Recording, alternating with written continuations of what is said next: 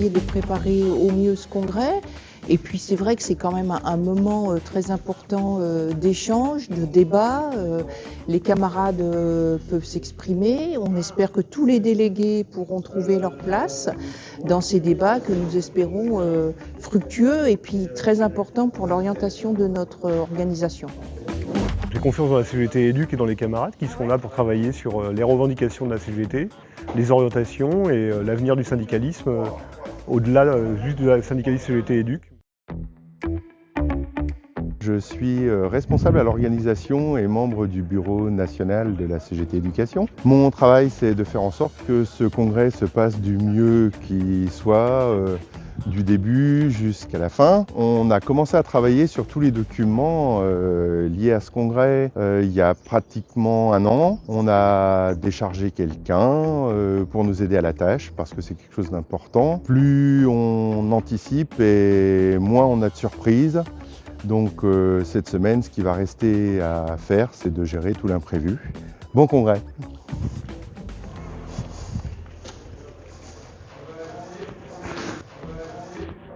Je fais partie de l'équipe Orga.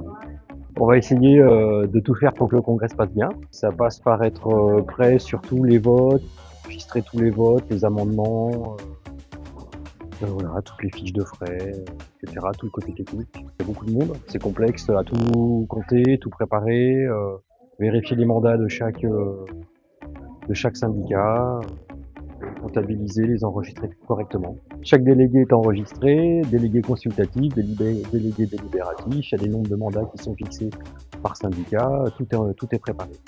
Donc Sophie Olivier, je suis dans le secteur vie syndicale, là on s'occupe de l'organisation du congrès et j'ai aussi la formation syndicale en charge. L'orga est passé par Montreuil ce matin, départ à 10h30 de Montreuil ce matin, ils ont fait la route et est arrivé vers 17h30. On a déchargé. Là ce soir on a déballé tous les documents qui seront dans les pochettes demain.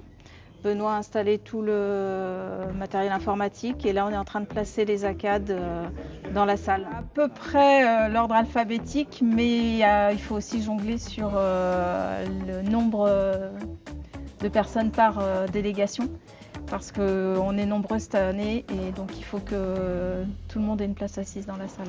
On est arrivé cet après-midi vers 18h, mais on a commencé à 11h ce matin à Montreuil pour charger le camion. Et les camarades de l'Orga qui arrivaient avec le camion de Dijon commençaient beaucoup plus tôt. Je m'appelle Guillaume Canu et j'arrive des Alpes-Maritimes, de l'Académie de Nice. On est arrivé hier soir par le TGV. On a une équipe de sympas qui sont venus nous chercher à la gare de Lorient. C'est mon deuxième congrès pour la CGT Éduc, j'étais là il y a 3 ans. Alors si on était venu en voiture, on aurait mis 15 heures, mais avec le train, on est parti, j'avais le train à Cannes à 8h30, on est arrivé à 18h à la gare de Lorient. Donc ça a pris tout le dimanche. On avait beaucoup de volontaires pour venir au congrès, mais avec les contraintes familiales, professionnelles, on est venu qu'à 3 des Alpes-Maritimes. Mais il y a des collègues qui auraient voulu venir et qui sont déçus de ne pas pouvoir venir.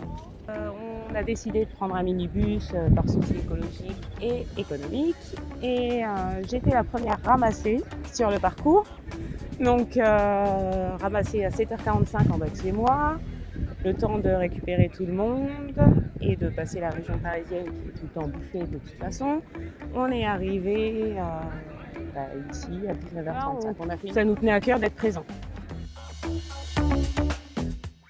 Ce qui est important, c'est qu'on montre aussi qu'à la FSU UTP, mais à la FSU en général, cette idée de maison commune, on est dans un processus qui va nous rassembler et qui va nous permettre d'avancer et de gagner sur certaines luttes. Donc ce qui est important, c'est de construire le projet ensemble, pas chacun de notre côté. Dans notre domaine et dans notre secteur, pour nous, les luttes qui nous rassemblent, notamment dans le premier degré, c'est la question de la loi RIAC, c'est la question de la défense de l'école inclusive, mais avec des moyens.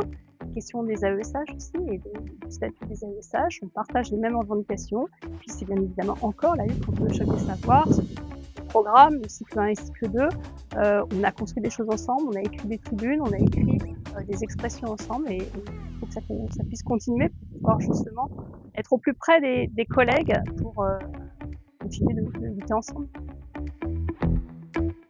Alors, ce qui ressort aujourd'hui des débats de l'après-midi, c'est en fait un débat sur le rapport d'activité, sur le document d'orientation. C'était une façon pour les SDEN de commencer à imprimer leur marque, à mettre en avant les amendements qu'ils voudront absolument défendre lors des commissions. Donc évidemment, il a été beaucoup question de la réunification, du rapprochement avec la FSU. Ça a été un temps fort et assez riche, hein, avec plusieurs positions qui se sont exprimées. Bon, au-delà de ça, évidemment, c'est l'installation du congrès, hein, c'est l'installation des commissions, et donc voilà, tout s'est bien passé. On a respecté les temps, les commissions ont été votées. Le déroulé du congrès tel qu'il avait été décidé a également été voté quasi à l'unanimité. Donc voilà, pour nous, c'est une satisfaction. Et puis je pense que c'est une manière de lancer les débats, voilà, qui promet des échanges riches. Et ça, c'est évidemment très positif pour notre syndicat et pour notre santé démocratique.